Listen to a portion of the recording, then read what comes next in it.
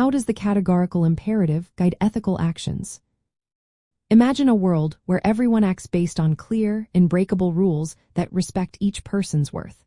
That's what the categorical imperative offers in ethics. It's a way to decide what's right or wrong by following universal principles.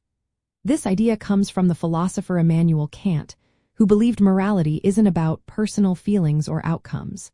Instead, it's about acting according to rules that everyone could agree on and follow consistently. The core of the categorical imperative is that actions should be guided by principles you can will to be universal laws. For example, if you consider lying, ask yourself if it would be okay if everyone lied all the time.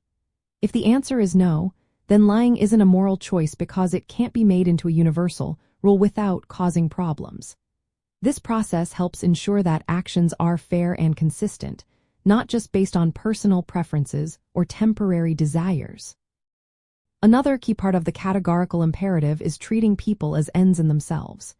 This means respecting their autonomy and inherent worth. It's not okay to use someone just as a means to get what you want, like manipulating a friend for personal gain. Instead, you should recognize their dignity and rights in every situation. This focus on respect helps prevent exploitation and encourages honest, fair interactions. The third important idea is that moral actions come from rational choice. Since humans are capable of reasoning, they should act based on principles they endorse as rational and self-chosen.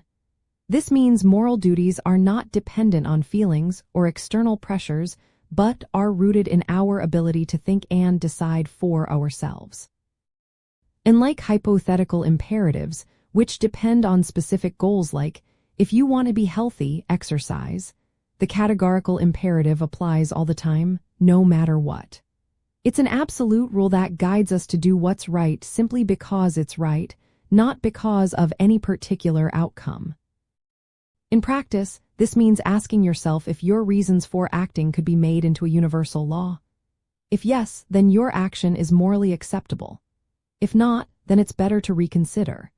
It also means respecting others' dignity in every act, recognizing their autonomy, and acting from a sense of duty grounded in reason. This approach helps keep our actions consistent, fair, and respectful, forming a solid foundation for ethical decision-making.